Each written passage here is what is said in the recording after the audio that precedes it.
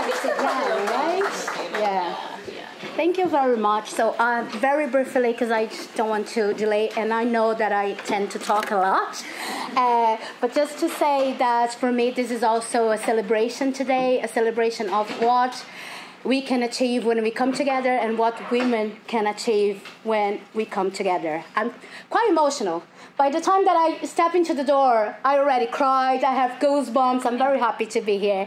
And I would like to introduce our panelists today. So the topic of this panel today is participation and its connection with the feminist aesthetics. And the part one is the Cessair process and production. And our panelists are Neltah. Where is she? Neltah Chadamoyo. And we have Sailí as well. Mhurchú. Very good. So they are performers and devisers, among other things. And also Jenny Macdonald, director. So to start, Jenny, why the Cessair? Why this piece of work specifically? And also, we had a conversation about... So I'll let you to answer this one first. Okay. Yeah. So Neltah and I were both involved in a workshop at the Civic, and it was a workshop exploring Irish mythology. And that was where I first heard this story. And you know how, like, you hear any story and you get... like, things come to mind, don't they? So for me, with this one, for whatever reason on that day, the first thing that struck me was somebody doesn't let you on their boat, and so you go and build 3 boats of your own. And I was like, yeah, that's a really good approach, you know? Don't keep knocking on the door, just, like, find another door and make your own door. And then also her as a leader. So I guess I was, like, hitting this point in my career where I was like, oh, you know, I need to take leadership sometimes. I need to start stepping into that. And then looking around for, like, what does leadership look like? What kind of a leader would I want to be? Trying to find models, not always finding models. And what I love about Cessair is that she knows she has to gather all these people to help her. So she never has any illusion that you can do something on your own. But she also does have that moment where people turn up to come on her boat, and she's like, yeah, you can come, but I'm the leader. So she kind of inhabits both, and I was really interested in that. And then I guess the other thing was that I had never heard the story, and I assumed that was because I didn't grow up in Ireland. Yeah. So then I started asking people who did grow up in Ireland, and nobody had heard of the story. And then that really excited me, because I thought, as soon as a story's not told, there's a question in there. Like, why is it not told? Some stories are told all the time, over and over again, right? So, yeah, so then I thought, let's find out more about this woman and this story. Great.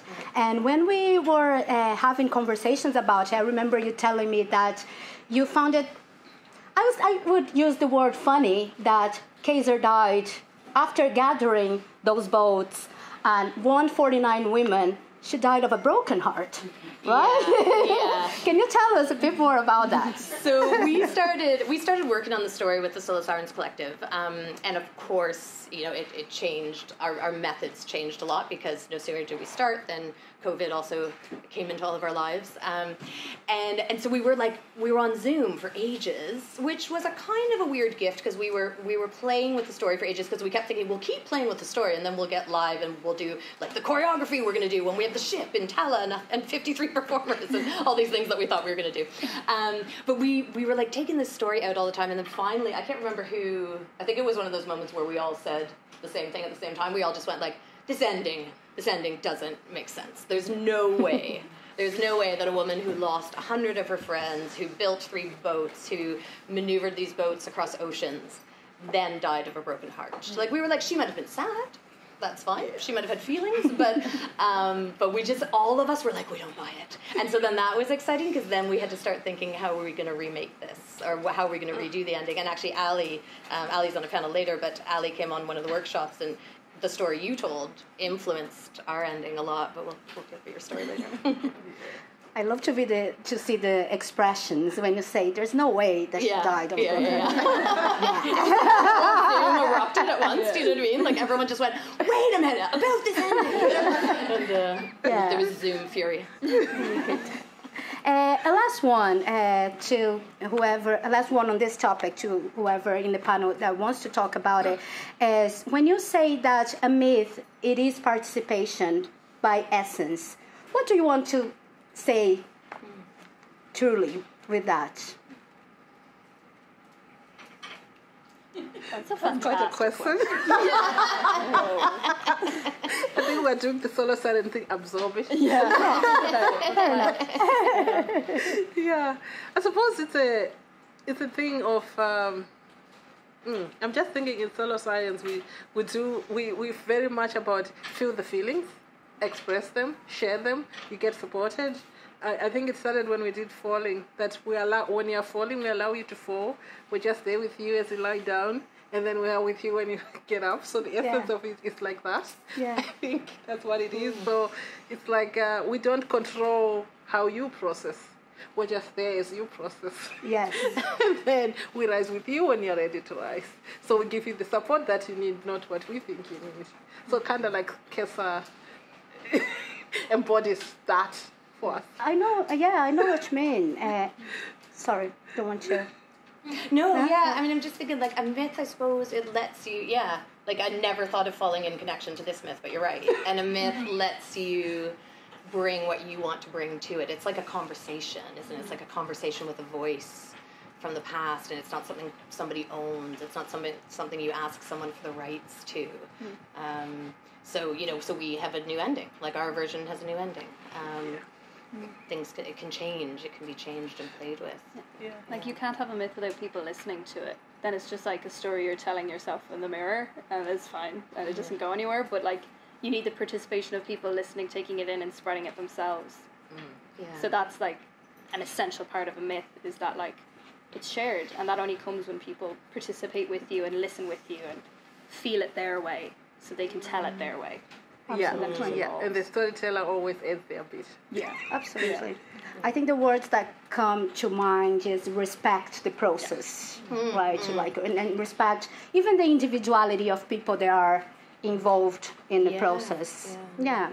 And as we were talking about people, Sailí, I would like you to talk about levels and space and audience. Yeah, absolutely. So we did loads of stuff. We were outside the Civic and during our performance, and we had a very small audience with us. So we really had a lot of opportunity to play and to incorporate them and help them participate in our group. So we moved from the outside to the inside of the Civic Theatre, and we had stripped all the seats, pushed them all back, so it was like a big open space. There was no strict seating. And as Martha will elaborate when she talks about sound, there were speakers around where you sit. But everything in the middle was for us to play with. And when we were talking about our levels and our just how we decided to use our space, because we had such opportunity. Like, the photo that's on the projector is from us. That's a great picture. It's from us outside, and we rehearsed and we did these initial movements. That's like an action shot of us. We were pretending to be on the ship and using our ropes, and like we just had a lot of conversation about, like, this is a wonderful myth that's about these humongous themes, but like logistically, how do you travel in a boat? And we needed to figure that out. And it gave us these beautiful shapes and images. And as Jenny said, over Zoom, it was really weird because we were all like this, like in our little boxes. But it gave us these beautiful shapes, and then we brought them into this space, and we had these beautiful set pieces of the sails. It just completely engulfed us, and we just, all of a sudden, we were down low, and we were, when it felt right, we were there, and we were on the floor because you're tired because you've been rowing for 16 hours or something. We had such conversation about, like, the logistics of how she did it, because that then informed, like, well, if you are going to talk about this, like, step by step as if she was doing it, like, how do you build a community from nothing? How do you, like, build a country? And it gave us these fantastic conversations about, like, well, you need to survive. Like, so what's survival? Like, what did Ireland look like? What kind of stuff was there? What kind of knowledge did people from Egypt have with their, like, their climate when they came to Ireland, which is an entirely different climate? And we had huge conversations about, like, the support that was needed, and that's also where the, like, community came in, whereas, like, these women needed to support each other to, like, survive. And then, like what I just said about those beautiful shapes, we discovered loads of shapes by considering like the day in the life of all of these people. Like, what are the daily tasks you need to do to build and keep a community? So we had like rope tying, mending things, and like cooking and gathering and stuff. And there was these just abstract shapes that we were playing with. But all of a sudden, when we put them in the space, it's like we were a wave. We were all at different levels at all times, because you don't do the same thing as your community all the time. Maybe you weave loads of things, and maybe you gather loads of things, and maybe I build a fire and keep the wood. So we were always doing different things, which painted this space of just unique shape and stuff. And it was never strictly choreographed. We were all just doing what made sense. And I think that's the organicness of it that made it so, whatever that is. Wavy. It was fun though. It was really interesting. So you could experience how it felt to be on this boat with 149 women. You could experience a bit of being Cessair, right? And talking about that, did you see yourselves in Cessair? And do you believe that's for the three of you? And do you believe that every woman can see a little bit of herself in Cessair? For me, immediately, yeah. I saw myself in Cessair, even when we were doing the myth, first time discovering it with Jen. And I suppose because I had grown up with women who are like up there, and who are talked about, and like the names of women that a whole country mentions the name and everyone knows who she is. So it's like coming here and discovering it's not the same was a strange concept. So I quickly embraced Cessair because like our spiritual story says we migrated from the south, went up north, built Egypt, went back south. So we have that Cessair thing in our spiritual and religious story. So she was not a strange phenomenon. That's beautiful. Yeah, I mean, it was funny.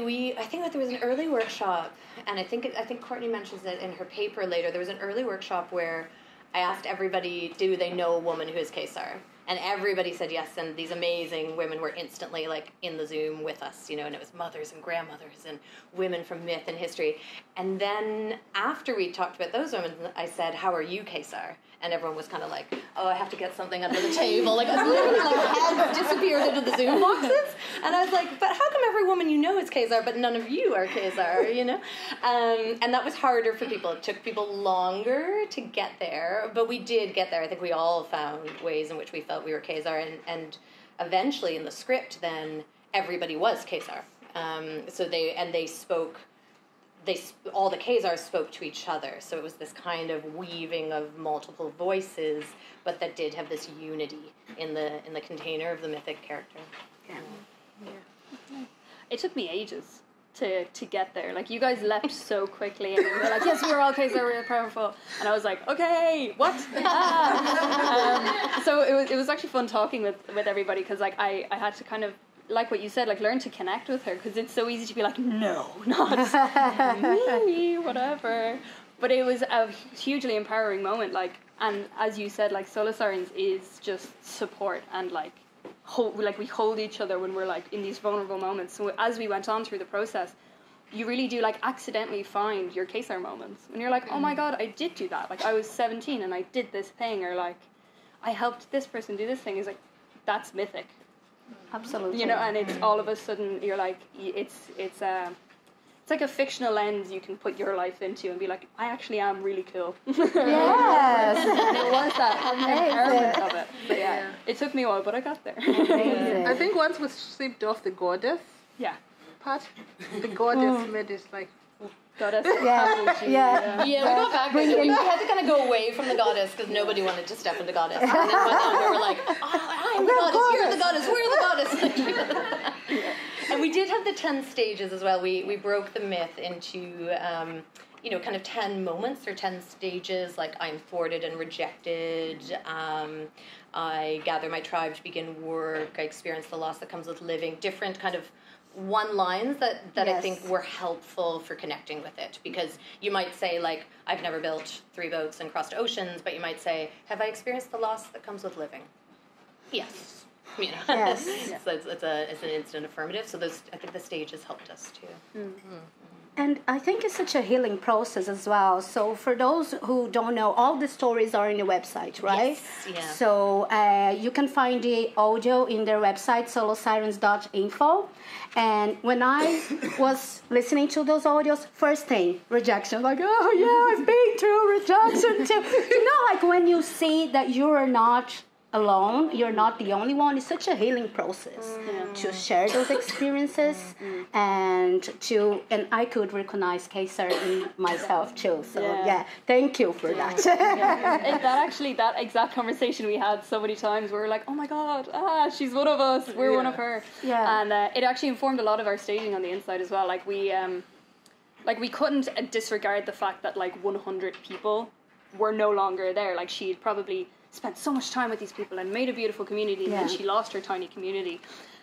So that was something we didn't let go of when we were when we initially brought the audience into the space. We held a moment of silence for the 100 people, and it was like what you mentioned with the 10s. We did a lot of things in like circles of 10s, like 1 minute is like, or 10 minutes or like whatever, and the whole performance on the inside was 30 minutes. So that's 3 cycles of 10. That's 3 10-minute days in the life, for example. And the flow through to all of it was the like, how do you support, or how do you, as an individual, get along when you're carrying 100 people behind you? Yes. And the memory of them, and like how do you honor them as well as remember them, as well as laugh about them, and all of these things, and how they feel when you're chopping firewood or something. Yes. So that was absolutely, like, we absolutely had the same feeling all throughout, which was just really nice to kind of. It was really tangible sometimes in the space. Yeah. And we even said, like, because we're still social distancing, the spaces between, we said they are like representing the people we've lost, not just that we lost then, but we had lost during the lockdown and the pain of that, to say we're holding, like, this is helping us hold that space, so to say we remember all our loved ones, all those that we know that we lost. So it was like a story that sort of came at a time when the whole world was going through loss in different ways. So we're accommodating that loss whatever way it presented itself for everybody. Yeah, and you wrote the script, right? Part of. Yeah. Can you share with us the process of writing the script and also the intercultural transformations that you noticed? Yes. So what happened was, I think it was in one of the sessions when you were asking about whether we know anyone else who would be, Jenny is always throwing in these questions that get you thinking. So, so she said, like, you know someone who kind of like is a case up for you. And I said, I suppose as a Zimbabwean, we would have had... Neltah is a name that you walk into Zimbabwe, you mention Neltah, everyone would tell you amazing stories about her. She's the only woman that is like, whose name, when we're colonized, her spirit was, because she's a spirit that was being that led us, say, travel from Egypt down south, and also when we're fighting for independence, the first war, she led that, and then the second one. So it's like we got independence 1980, so she's still living amongst us up to the day. So it's so when we're talking about that, I said, they also came from Egypt, except we went by land. So they built a ship, we just walked. Yeah. But we shared ancestry in that. So yeah, let's see how these two can interact at some point. There are intersectionalities, and I'm pretty sure that I definitely can see, I'm from Brazil, I definitely can see some similarities as well in our myths. That's so interesting. Yeah. I would like to invite people here in the room. Neltah is going to read a extract from the play in collaboration with people in the room. So if you have 3 volunteers who'd like to be Cessair. Would like to be Cessair? Where are the Cessairs? One person over there and who has Yes. Can you stand up? Wonderful. Yes. So Ruby's going to give people microphones and scripts. And so I guess we'll have that's... Can you be Cessair 1? Can she be Cessair 1? So she's Cessair 1, and then Philomena there, Cessair 2. Great. Cessair. So Cessair 2 is over here, Philomena, with... Cessair 2. And we need one more Cessair. Third one. Yeah? Yeah. Okay. Come on, ladies. Yay! Jody can Ladies be. can throw anyone. And Jody's Jody's Cessair 3 Cessair here. 3. Great. I can be loud. Yeah. Okay, so Neltah's reading the Handa, and then we have Cessair 1, Cessair 2, Phil, and Cessair 3, Jody. Okay. Cessair, is that really you? I've always wanted to meet you. Don't lose hope. There's always a way to a new light, a new beginning. Handa, I've always wanted to meet you too. It's such a pleasure to finally connect with you. I feel like I know you, yet I don't know you. Of course, I'm familiar. We both came from the same roots. We are family who just happen to have been born at different times and lived in different places. That's so true. Tell me, because I've often wondered, what was it like to be told you wouldn't be getting on the ark by your own grandfather? It was so painful and unexpected. I was at a loss for words. And what got you to build ships to come to Ireland? Stubbornness and determination to at least die trying. I was also angry at God, so was trying to prove God wrong too. And probably it was 70 there. I just had to do something. Was it easy building ships? Looking back at everything now, the building of the ships was a walk in the park. You see, I had never done anything like this. And as you know, from your own experience, suddenly becoming the leader of something you don't see coming is not the same as planning to become one. Turned out the hardest part was the goodbyes, believing all that was familiar, knowing we would never come back. Leaving my whole family, and yes, including my grandfather and friends, and even the land hurt. The sea, too, had a lot to say about our journey. It was not just going to let us go without throwing its power and challenging us right at the core of our being. We have lost 100 of our family. We had become more than just people who knew each other during the building of the ships. But then, you experienced your own losses during your time. What was that like for you? Leading people on a journey that you knew would cost some their lives.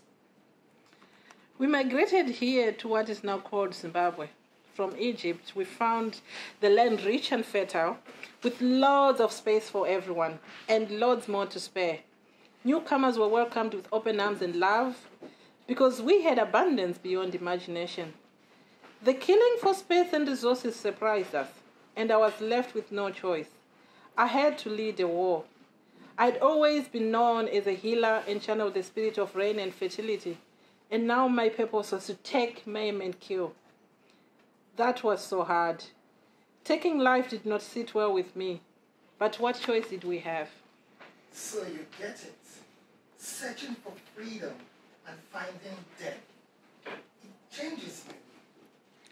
It does. How did you cope?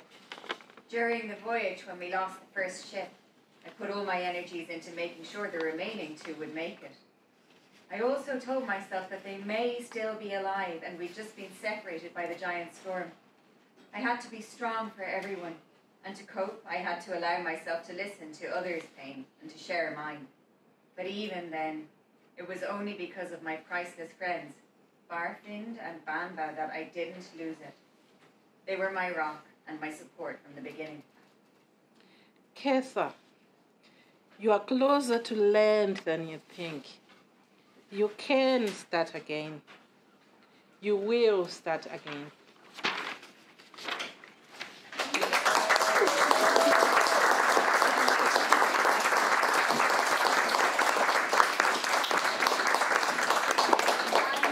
did you? so much, Neltah, for sharing that beautiful piece of writing.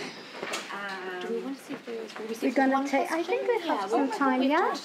Yeah. I think we have time to. Two questions. So we open the mic. We have one here. I'm not sure. You're bringing? Yeah. Oh yeah. Amazing. It was just a kind of practical question. When I was reading about performance and the recorded stories that played inside the theatre building, it said that each speaker had a theme and had a name on it, and that's how you kind of sorted the stories as such. And I was just wondering what those themes were that you drew out of the story. Yeah, so that was the kind of 10 stages, I suppose, which really covered the cycle of the journey. You know, so the beginning, the first one was I'm thwarted and rejected. And then they moved through the different stages of what happens during the myth, and it ends with I see a new light, a new beginning, I start again. And then other stages within, like I find my tribe to begin work, I step into my power and take the lead, I experience the euphoria of embarking, I experienced the loss that comes with living. So it was the cycle of the story from kind of the moment of rejection to beginning again, and then to the moment of rejection again. It was the sense of like 10 different stages. And then so when we listen to the stories, and Martha will say a bit more about this, but we then tried to see which stage they seemed to resonate with, and those prompts, those stages were also useful for people sometimes in terms of connecting. So some people recorded a story specifically because it connected to a certain stage. Some people just said, I've recorded a story, and all of you listen and let us know what stage you think it connects to. Yeah. One more. You have time to one more question. Yeah. We're happy. Thank you very much.